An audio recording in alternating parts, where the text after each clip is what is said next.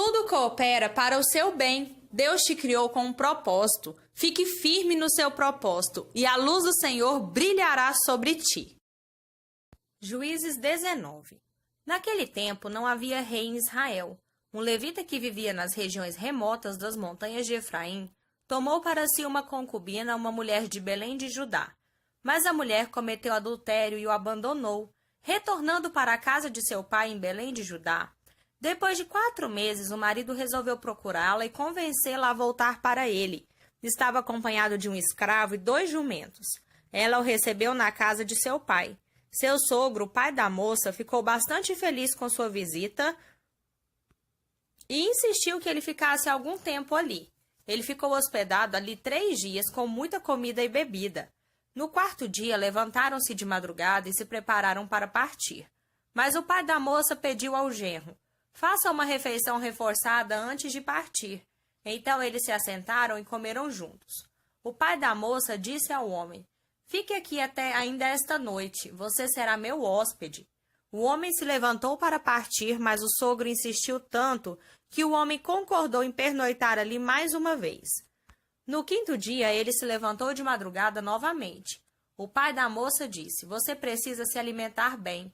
Enquanto comiam e bebiam, o dia passou. O homem e sua concubina estavam preparados para partir, mas o sogro insistiu mais uma vez: vejam, está ficando tarde. Por que não passam a noite aqui? Logo estará escuro, fiquem mais uma noite e descansem. Amanhã vocês podem sair cedo e seguir para casa. Mas dessa vez o homem não quis passar a noite ali. Preparou sua bagagem e partiu para Jebus, Jerusalém, com os seus 2 jumentos, sua concubina e seu escravo. Quando se aproximou de Jebus, já estava escurecendo. O escravo sugeriu ao seu senhor: já é tarde, vamos entrar na cidade dos Jebuseus e passar a noite ali. Mas o homem disse: não entraremos em nenhuma cidade estrangeira. Seguiremos até Gibeá. Ele acrescentou: continue andando, vamos prosseguir a viagem. Passaremos a noite em Gibeá ou em Ramá. Assim continuaram a viagem. Ao pôr do sol, eles estavam perto de Gibeá, no território de Benjamim, e entraram na cidade para passar a noite. O levita foi para a praça da cidade, mas ninguém oferecia hospedagem a ele. Mais tarde, passou por ali um homem idoso que voltava do trabalho no campo. Ele era da região montanhosa de Efraim e estava morando temporariamente em Gibeá, onde todos os moradores eram benjamitas. Quando o homem viu o viajante na praça da cidade, perguntou: para onde você está indo? De onde veio? O levita respondeu: estamos de passagem. Estamos vindo de Belém a caminho de um lugar distante nas montanhas de Efraim. Eu sou de lá. Fui a Belém de Judá e estou retornando para casa, mas ninguém nos convidou para passar a noite. Não vamos dar despesa a ninguém.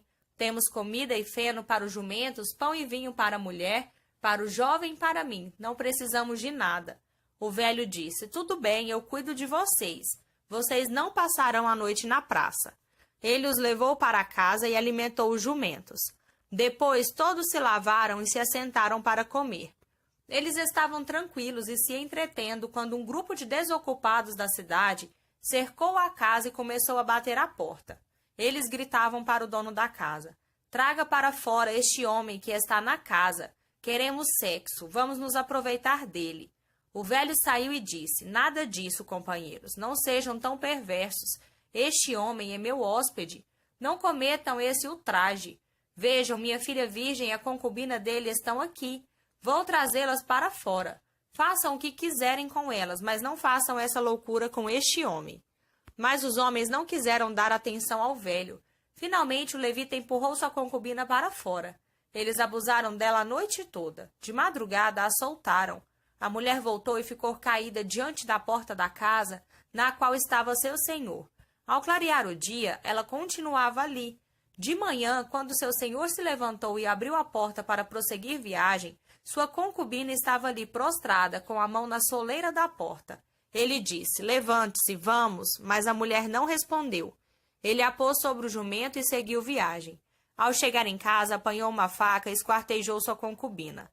Ele a dividiu em 12 pedaços e mandou um pedaço para cada região de Israel. Todos os que viram isso disseram: nunca aconteceu desde quando os israelitas saíram da terra do Egito. Pensem bem, reflitam, façam alguma coisa. Juízes 20. Então todo o povo de Israel se reuniu na presença do Eterno em Mispá. Todos estavam lá, de Dan a Berseba, como um só homem. Os líderes do povo, representando todas as tribos de Israel, tomaram seus lugares na Assembleia do Povo de Deus. Estavam ali 400.000 soldados de infantaria armados com espada. Neste meio tempo, os benjamitas ficaram sabendo que os israelitas estavam reunidos em Mispá. O povo de Israel perguntou: "Conte-nos como aconteceu essa perversidade." O levita, marido da mulher assassinada, respondeu: "Eu e minha concubina entramos em Gibeá, cidade benjamita, para passar a noite. Naquela noite, os homens de Gibeá vieram atrás de mim. Eles cercaram a casa em que eu me hospedava e queriam me matar. Eles violentaram minha concubina e ela morreu. Levei minha concubina para casa, esquartejei-a e enviei cada um dos 12 pedaços para toda a terra da herança de Israel. Esse crime vil e perverso foi cometido em Israel. Então, israelitas, resolvam, decidam o que fazer." Todo o povo se levantou como um só homem. Disseram: "Ninguém vai voltar para casa, nem sequer uma pessoa. Este é o plano para Gibeá. Nós a atacaremos por sorteio. Tomaremos 10 de cada 100 homens de cada tribo de Israel, 100 de cada 1.000, 1.000 de cada 10.000, para levar mantimentos para o exército. Quando as tropas chegaram a Gibeá, irão acertar as contas com os que cometeram esse crime horroroso em Israel." Assim, todos os homens de Israel, por unanimidade, se aliaram contra a cidade. As tribos israelitas enviaram uma mensagem à tribo de Benjamim, dizendo: "O que vocês dizem deste horror cometido entre vocês? Entreguem os homens agora, esses criminosos de Gibeá. Nós os mataremos para extirpar o mal de Israel." Mas os benjamitas não os entregaram. Eles não deram atenção ao pedido de seus irmãos, o povo de Israel. Pelo contrário, convocaram o exército de todas as suas cidades e se reuniram em Gibeá para atacar o povo de Israel. Em pouquíssimo tempo, conseguiram recrutar 26.000 soldados de infantaria armados com espada. De Gibeá, convocaram 700 dos melhores soldados. Havia outros 700 atiradores canhotos que conseguiam, com a funda, acertar uma pedra num fio de cabelo sem errar. Então as tribos de Israel, sem contar Benjamim, mobilizaram 400.000 homens de infantaria armados de espada. Eles foram a Betel consultar Deus. "Quem de nós será o primeiro a atacar os benjamitas?" O Eterno respondeu: "Será Judá." O povo de Israel levantou-se na manhã seguinte e acampou perto de Gibeá. O exército de Israel marchou contra Benjamim e tomou posição, pronto para atacar Gibeá. Mas os benjamitas saíram de Gibeá e mataram no campo 26.000 israelitas. Os israelitas voltaram ao santuário e choraram perante o Eterno até a tarde. Outra vez consultaram o Eterno: "Devemos atacar os benjamitas, nossos irmãos, outra vez?" O Eterno respondeu: "Vão, ataquem." O exército se animou. Os homens de Israel ocuparam as mesmas posições do primeiro dia. No segundo dia, os israelitas avançaram contra os benjamitas.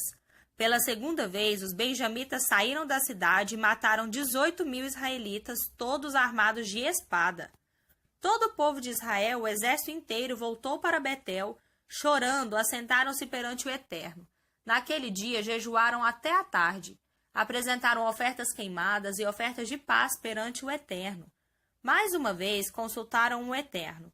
Naquele tempo, a arca da aliança de Deus estava ali, com Finéias, filho de Eleazar, filho de Arão, que ministrava como sacerdote. Eles perguntaram: "Devemos lutar outra vez contra os benjamitas, nossos irmãos, ou devemos desistir?" O Eterno respondeu: "Ataquem, amanhã darei a vitória a vocês." Desta vez, Israel armou emboscada em torno de Gibeá. No terceiro dia, quando Israel avançou, eles ocuparam as mesmas posições diante dos benjamitas. Quando os benjamitas saíram para atacar o exército, eles se distanciaram da cidade. Os benjamitas começaram a ferir parte da tropa como tinham feito antes. Cerca de 30 homens morreram no campo e nas estradas para Betel e para Gibeá. Os benjamitas começaram a se orgulhar: "Nós os estamos matando como moscas todos os dias." Mas os israelitas tinham uma estratégia. Disseram: Vamos retroceder e forçá-los para fora da cidade até as estradas principais.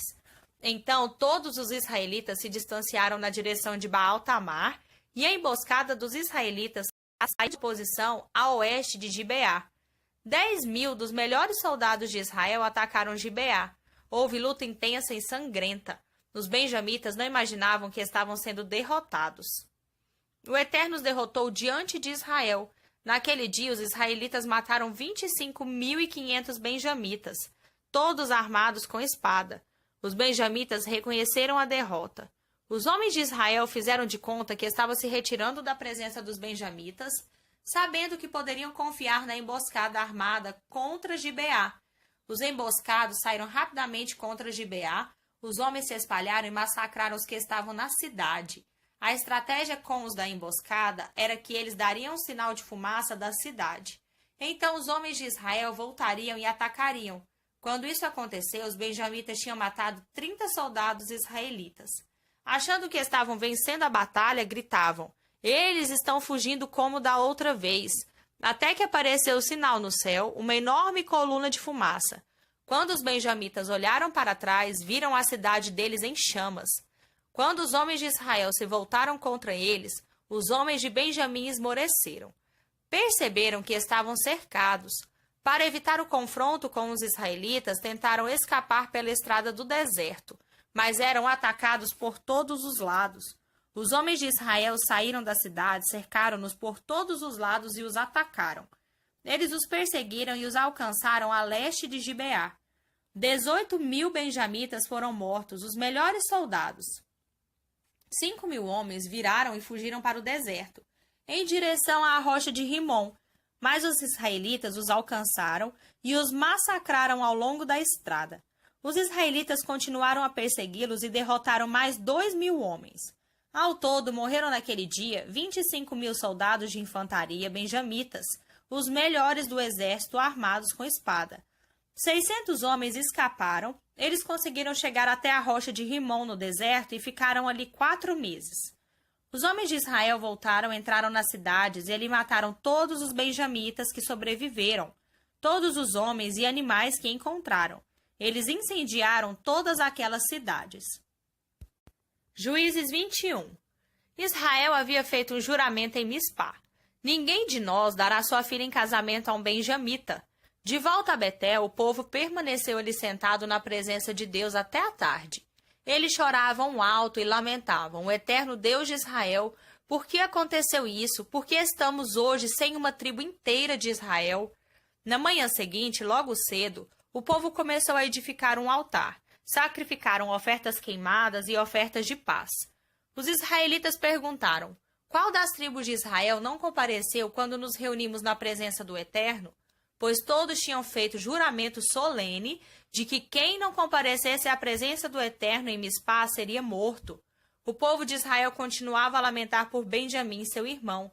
Eles diziam: "Hoje foi eliminada uma tribo de Israel. Como encontraremos mulheres para os que sobreviveram? Pois juramos ao Eterno que não daríamos nossas filhas em casamento a eles." Alguém perguntou: "Qual das tribos de Israel não esteve perante o Eterno em Mispá?" Descobriu-se que ninguém de Jabes de Gileade tinha comparecido à assembleia. Quando conferiram a presença do povo, não foi encontrado ninguém de Jabes de Gileade. Então a comunidade enviou 12.000 dos homens mais valentes com esta ordem: "Matem todos os moradores de Jabes de Gileade, até mesmo mulheres e crianças." São estas as instruções: "Vocês deverão matar todo homem e toda mulher que já teve relações sexuais, mas poupem a vida das virgens." Foi o que fizeram. Eles encontraram 400 moças virgens, entre os quais viviam em Jabes de Gileade, que nunca tiveram relações com um homem. As moças foram trazidas ao acampamento de Siló, na terra de Canaã. Então a comunidade mandou chamar os benjamitas que ficaram na rocha de Rimom e propuseram fazer as pazes. Os benjamitas vieram. Os israelitas deram às mulheres que sobreviveram de Jabes de Gileade. Mesmo assim, não havia mulheres suficiente para a quantidade de homens. O povo teve pena de Benjamim, porque o Eterno tinha deixado de lado aquela tribo. Ficou faltando aquela peça nas tribos de Israel. Os líderes da comunidade disseram: Como encontraremos mulheres para o restante dos homens, já que todas as mulheres de Benjamim foram mortas? Como manteremos viva a herança dos sobreviventes benjamitas? Como evitaremos que a tribo seja extinta? Não poderíamos dar nossas filhas em casamento a eles. Lembrem-se, os israelitas fizeram um juramento. Maldito aquele que oferecer uma mulher a Benjamim. Então alguém lembrou. Há um festival ao Eterno todo ano em Siló, ao norte de Betel, logo a leste da estrada principal que vai de Betel a Siquém e ao sul de Lebona. Eles disseram aos benjamitas, vão e se escondam nas vinhas.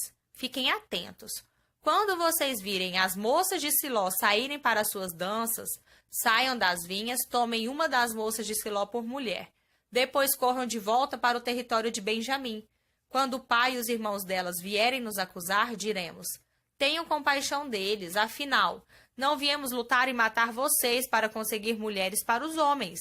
Não se preocupem. Vocês não serão culpados, pois não deram suas filhas a eles. Foi o que os benjamitas fizeram. Eles tiraram as moças das danças, mulheres suficientes para a quantidade de homens. Fugiram e voltaram para o seu território. Eles reconstruíram suas cidades e viveram nelas. Dali o povo de Israel se dispersou. Cada um voltou para sua tribo e seu clã, cada um para a terra da sua herança. Naquele tempo não havia rei em Israel. As pessoas faziam o que bem entendiam. Novo Testamento. Lucas 7, do 31 ao 50. Como que posso comparar esta geração? As pessoas se comportam como crianças mimadas, reclamando dos pais. Queremos pular corda, mas vocês estão sempre cansados. Queremos conversar, mas vocês estão sempre ocupados. João Batista veio jejuando e vocês o chamaram de louco. Eu cheguei festejando e me chamaram de beberrão, amigo da ralé. As pesquisas de opinião parecem não valer muito, não é? Só com a experiência que se comprova a verdade. Um dos fariseus convidou Jesus para um jantar. Ao chegar à casa do fariseu, Jesus tomou lugar à mesa. Uma mulher prostituta na cidade, tendo ouvido que Jesus era convidado do fariseu, apareceu no jantar com um frasco de perfume muito caro e derramou-o nos pés de Jesus. Chorando muito, derramava lágrimas sobre os pés dele. Soltando os cabelos, enxugou os pés do Senhor, beijou-os e ungiu com o perfume. Quando o fariseu, dono da casa, viu a cena, disse consigo mesmo, se este homem fosse o profeta que pensei, saberia que tipo de mulher ela é. Jesus lhe disse, Simão, tenho algo para dizer a você. É mesmo? Diga-me. 2 homens deviam a um banqueiro. Um deles devia 500 moedas de prata e o outro 50. Nenhum dos dois tinha como pagar, por isso o banqueiro perdoou a dívida de ambos. Qual deles teria ficado mais agradecido? Simão respondeu, acho que é aquele que recebeu o perdão maior. Tem razão, disse Jesus. Então voltou-se para a mulher, mas ainda falando a Simão perguntou, vê esta mulher? Eu vim à sua casa e você não me trouxe água para os pés. Ela, porém, derramou lágrimas nos meus pés e os enxugou com os cabelos. Você nem me cumprimentou direito, mas desde a hora em que cheguei aqui, ela não se cansa de beijar os meus pés. Você não recebeu, como é nosso costume, derramando azeite em minha cabeça, mas ela perfumou os meus pés. Não foi assim mesmo? A razão de tudo é que ela foi perdoada de muitos pecados, por isso está tão agradecida. Quem recebe pouco perdão, mostra pequena gratidão. Em seguida, Jesus disse à mulher, eu perdoo os seus pecados. Na mesma hora, os outros convidados começaram a criticá-lo pelas costas. Quem ele pensa que é para perdoar pecados? Ele os ignorou e disse à mulher, sua fé a salvou, vá em paz.